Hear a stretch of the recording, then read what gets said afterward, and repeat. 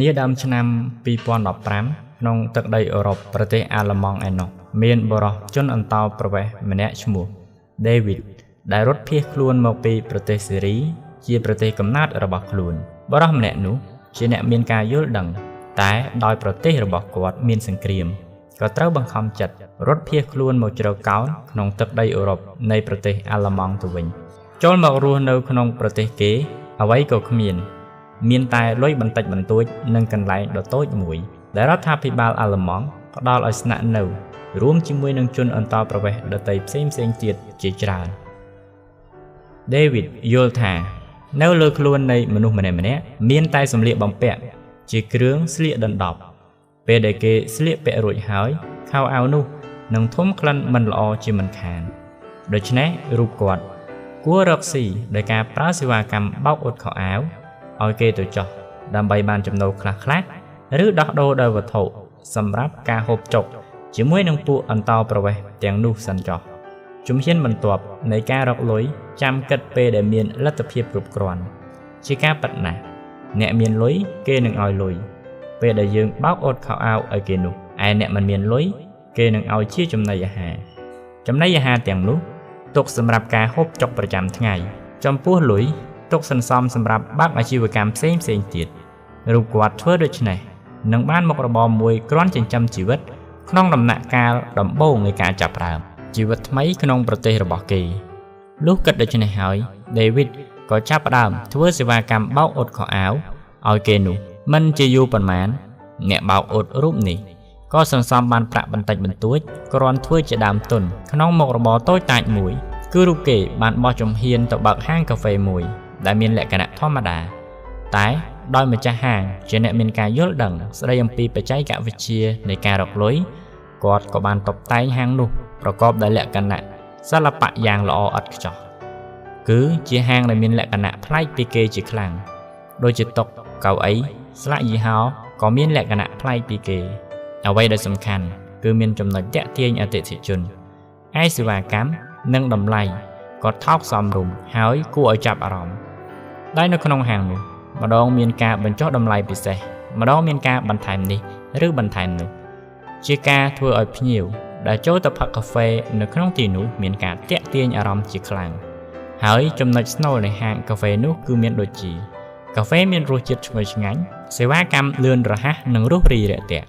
មាននារីដ៏ស្រស់ស្អាតប្រកបដោយសម្លៀកបំពាក់ថ្មីប្លែកនៅរងចាំទទួលភ្ញៀវផ្ដល់ជូននៅសេវាអ៊ីនធឺណិតដោយឥតគិតថ្លៃការតុបតែងហាងប្រកបដោយការរចនាដែលមានលក្ខណៈខុសប្លែកពីគេនិងគួរឲ្យទាក់ទាញបង្កើតកម្មវិធីថ្មីនិងប្លែកជានិច្ចក្នុងហាងនិងមានកម្មវិធីផ្សេងទៀតជាច្រើនរបរកាហ្វេបានធ្វើឲ្យអ្នកយល់ពីបច្ចេកទេសនៃការរកលុយមានភាពជោគជ័យជាខ្លាំងក្នុងរយៈពេល4ទៅ5ឆ្នាំសោះម្ចាស់ហាងនេះក៏អាចពង្រីកសាខាទៅជាច្រើនកន្លែងទៀតដោយសារមានភាពជាអ្នកយល់ដឹងពីរបៀបនៃការរកលុយម្ចាស់ហាងជាច្រើនកន្លែងនោះក៏បានបង្កើតអាជីវកម្មថ្មីមួយទៀតនោះគឺ David បើកក្រុមហ៊ុនច្នៃម៉ូដខោអាវក្នុងរបស់ស្ត្រី David បានស្វែងរកអ្នកជំនាញខាងការច្នៃម៉ូដពីសាលាបង្រៀនច្នៃម៉ូដនានាក្នុងប្រទេសអាល្លឺម៉ង់នោះបន្ទាប់មកក៏ចាត់ចែងការងារដោយរៀបជារចនាសម្ព័ន្ធដោយឈ្មោះនេះជាអ្នកគ្រប់គ្រងទូទៅឈ្មោះនោះជាអ្នកគ្រប់គ្រងធនធានមនុស្សនិងរដ្ឋបាលឈ្មោះនោះជាអ្នកគ្រប់គ្រងទីផ្សារឈ្មោះនោះជាអ្នកចែកចាយឈ្មោះនោះជាអ្នកផលិតនិងការចេញម៉ូដដូច្នេះជាដើមឡើយឯបញ្ហាសាច់ប្រាក់ត្រូវបានគ្រប់គ្រងដោយប្រព័ន្ធបច្ចេកវិទ្យាដ៏ទំនើបនិងអ៊ីនធឺណិតព្រមទាំងធនាគារការយល់ពីរបៀបនៃការរកលុយធ្វើឲ្យអ្នកជំនួញអន្តោប្រវេសន៍ម្នាក់នេះមិនឆ្អែតនឹងការរកប្រាក់ចំណេញឡើយហើយក៏មិនយូរឡើយបរិសុទ្ធរត់ភៀសខ្លួនក៏ទៅបើកក្រុមហ៊ុនផ្សេងទៀតជាច្រើនរួមចងជាសម្ព័ន្ធដើម្បីគ្រប់គ្រងសាច់ប្រាក់ពេលវេលាកន្លងផុតទៅអ្នកវិភាគសេដ្ឋកិច្ចក្នុងប្រទេសអាល្លឺម៉ង់បានព្យាករណ៍ទៅលើ David ថានឹងអាចក្លាយទៅជា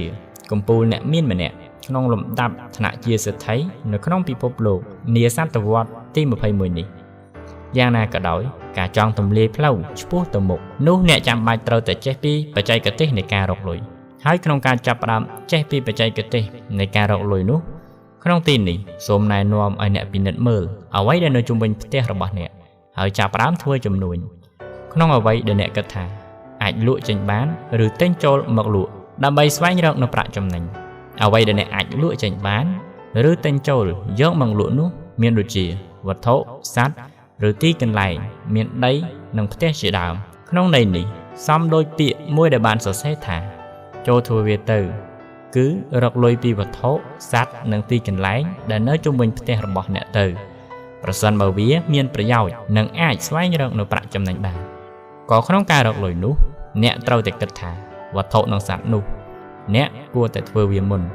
រីឯទីកន្លែងដែលមានដីនិងផ្ទះជាដើមនោះអ្នកគួរតែធ្វើវាជាក្រោយដោយមើលទៅតាមកលៈទេសៈនិងលទ្ធភាពរបស់អ្នកពាក្យថាធ្វើមុនធ្វើក្រោយនោះគឺធ្វើការលក់ចេញឬក៏ទិញចូលដើម្បីលក់ចេញទៅវិញដើម្បីស្វែងរកនូវប្រាក់ចំណេញពីអ្វីដែលបានពោលមកខាងលើនេះមួយវិញទៀតវាក៏តាក់ទងទៅនឹងរដូវកាលនេះឧទាហរណ៍ខែប្រាំងអ្នកគួរតែធ្វើចំនួនអ្វីហើយរដូវកាលនោះឧទាហរណ៍រដូវខែវស្សាអ្នកគួរធ្វើចំនួនអ្វីដូច្នេះជាដើមដែលអ្នកគួរសិក្សានិងពិនិត្យមើលទៅលើអ្វីនៅជុំវិញផ្ទះរបស់អ្នកនោះដើម្បីធ្វើចំនួនក្នុងបំណងស្វែងរកនូវប្រាក់ចំណេញបានកាន់តែច្រើនពិតមែនហើយសហគ្រិនជោគជ័យគឺតែងតែធ្វើចំនួនជានិច្ចគ្រប់ពេលវេលាគ្រប់ទីកន្លែងនិងគ្រប់រដូវកាលដោយមិនទុកឲ្យពេលវេលាកន្លងផុតទៅដោយឥតប្រយោជន៍នោះឡើយសហគ្រិនជោគជ័យនោះរមែងត្រូវគេសម្គាល់ថាគឺជាអ្នកសកម្មគ្រប់វិនាទីតាមការស្រាវជ្រាវថ្មីបានរកឃើញថាអ្នកដែលមានសំណាងល្អគឺជាអ្នកដែលបានចេញពីផ្ទះហើយទៅរកចំណូលនៅខាងក្រៅផ្ទះដោយការធ្វើចំនួនរបស់គាត់បន្ទាប់មកក៏ទៅស្វែងរកចំណូលពីគ្រប់ទិសទីគ្រប់ទីកន្លែងនិងគ្រប់រដូវកាលនៅជុំវិញពិភពលោកថែមទៀតផងអ្វីទាំងអស់គឺជាទ្រព្យសម្បត្តិចូលចងចាំថាវាគឺជាទ្រព្យសម្បត្តិដូច្នេះគ្រប់យ៉ាងអ្នកត្រូវតែធ្វើវាឲ្យបានល្អជាទីបំផុតការធ្វើវាឲ្យបានល្អគឺការប្រើបច្ចេកទេសរកលុយពីគ្រប់ជ្រុងជ្រោយនៃជុំវិញផ្ទះរបស់អ្នកនិងនៅគ្រប់ទិសទីព្រមទាំងគ្រប់ទីកន្លែងរួមទាំងនៅគ្រប់រដូវកាលផងដែរ